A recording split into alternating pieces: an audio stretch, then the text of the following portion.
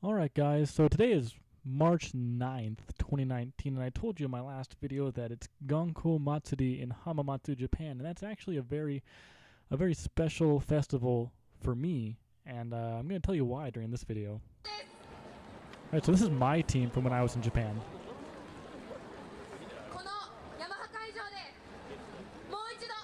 At this Yamaha stage, being able to dance this song, Suzaku, one more time,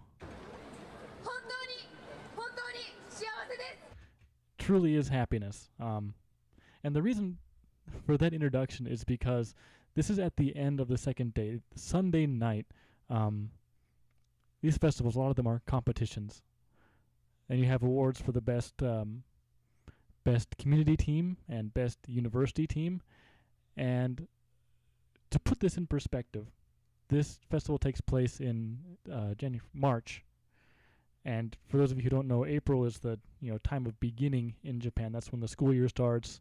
So this Sangatsu, March festival, is our last festival that we dance in for each song.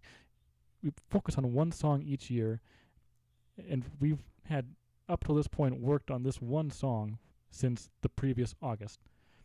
And this is the final stage. We got first place among university teams. So the emotions are high. Everyone's about to put forth their best performance of this song ever. And to also put this in perspective, I had been dancing Yosakoi since August. What comes after August? Whatever the 9th month is. Since then until the 3rd month of the next year. So what's that? 9, 10, 11, 12, 1, 2, 9, 10, 11, 12, 1, 2. So I'd been dancing for about 6 months at that point. Half a year. I wasn't very good, but man, I was having a good time. Alright, so we're lining up, getting on stage.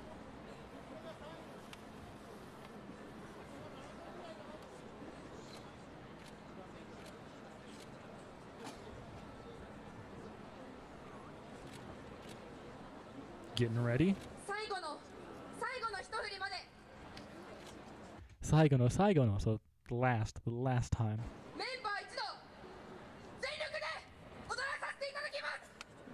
Yeah, there's always an introduction with these. The way we do Yosakoi here in the US is there's not that many teams, so we dance a lot of songs at each festival, or as many as we can. But in Japan, you focus on one song the entire time. So there's all kinds of time for an introduction. Everyone gets up and says, "Oh, we're from such and such a place, and we're gonna, dance our butts off. We're gonna do a really good job. We're gonna have a good time."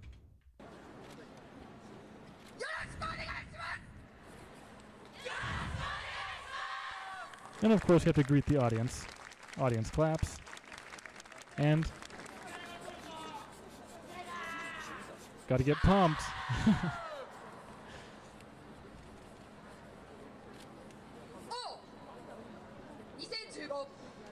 It's our 2015 song, Nisenjugo, 2015. This is the song that they started in 2015. It's now 2016, and they're performing it for the last time ever. There's Kamae. Now at this point with this group, you'll see everyone reaching out and grabbing hands and squeezing hands as a sort of showing of camaraderie, I suppose. And this song was kind of unique in the respect that we had taiko drummers come along with us to help perform part of the song. And notice now we have a flag solo. So this is called an o hata.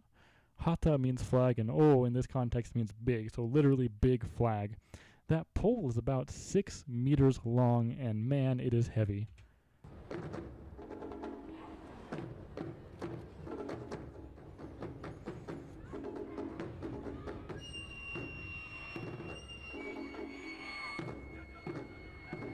By the way, I'm somewhere back here, towards the back of this group.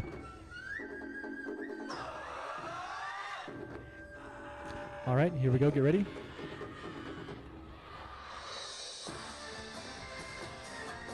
Sore, ha, It's really hard to hear in this recording, but they're yelling their lungs out.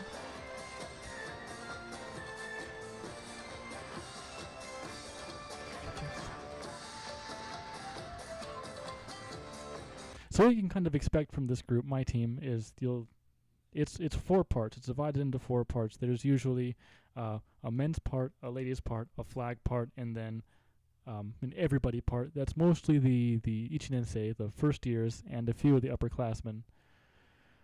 And I think everyone but the everyone group gets a bit of a solo. The everyone group tends to accompany the ladies in their solo. I say ladies, but this group is 95% women. It's a Nagoya University of Foreign Studies, which is on the same campus as Nagoya University of Gakugei Daigaku. What is Gakugei Daigaku? Oh man, arts and sciences. So there's a lot of people there studying foreign languages and people studying to become kindergarten teachers. So the campus I think is 60% female, and this group is 95% female.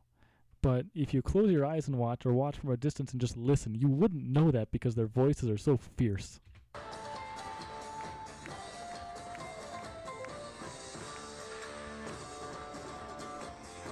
Alright, so that wave right there, in Japanese we call that rensa, which I think is something like...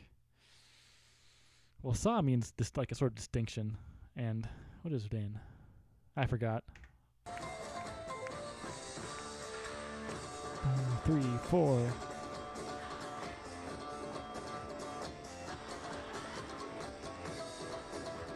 Alright, now hold on. We have 2 giant flags going on the back now, and that's because we have 2, well, there's not very many guys on the team, but 2 of them are doing the flags back here, and they're both really cool guys.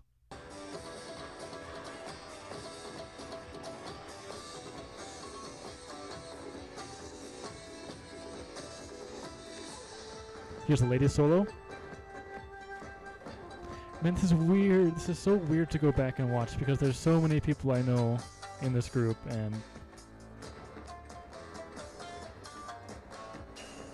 when you practice as hard together with a group of people like this team does, like a lot of teams in Japan do, you build a strong connection with them.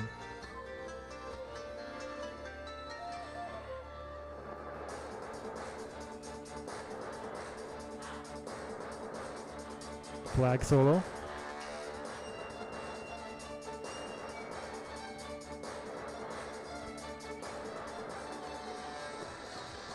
One of my favorite things too about this performance, or this song in particular, is the uniform.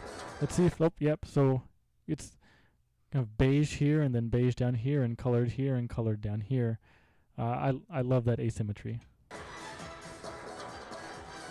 But get ready for that to change.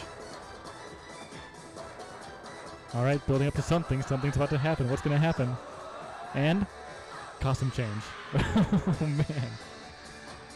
So Suzaku, this song is called Suzaku, and I think that's a star of some sort. And that's probably why we have the navy blue there. You know, I feel kind of bad because I'm so ignorant about this song that I danced, but you know, it's not one of the things I really paid attention to a whole lot. And now we're bright yellow, with the 2 big flags going crazy in the back, right? Additionally, with this group, when we get to the everyone wearing the same uniform after the costume change, that is the unison. So this group always has a unison section at the end.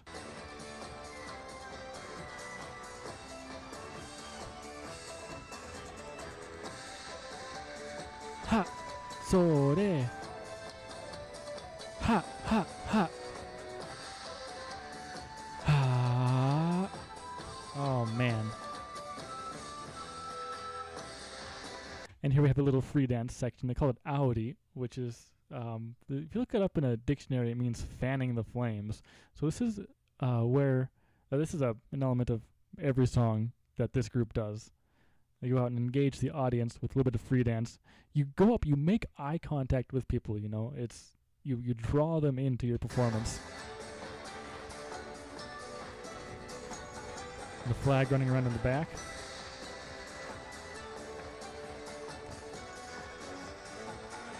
back to dancing together. Right there. I think when we practiced that move, it was something like grabbing a star. So let's watch that again really quick. So at the end of the free dance, come back to your spot, down, and then kind of jump and reach. Oh, man.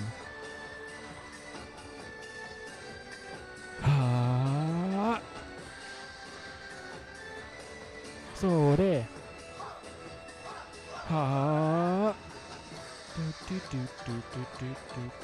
Now, pay attention to the flag back here. Those two flags are being flown by one person.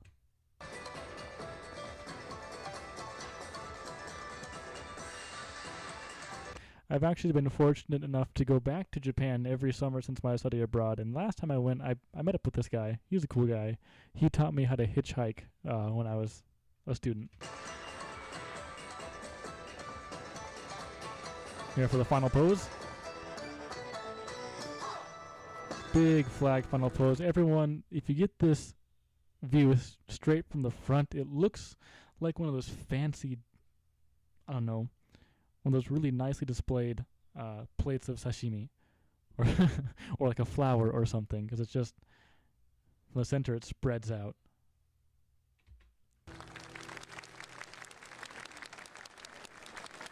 All right.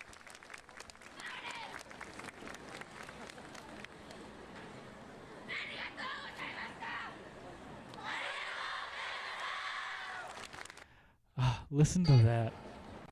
That last arigatou gozaimashita. They were so. Let's hear that again. Maybe. If YouTube will cooperate. But that's after. I think that day we danced the song nine times.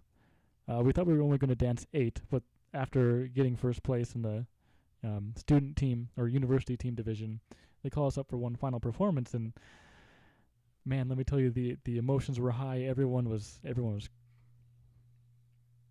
so excited, and that right there is the moment when I decided that my study abroad was going to end in July, and I was going to head home. I hadn't bought my return ticket yet, though. The big festival in Nagoya happens in August, usually around August 25th, 26th-ish, which is like a week after school starts back home. So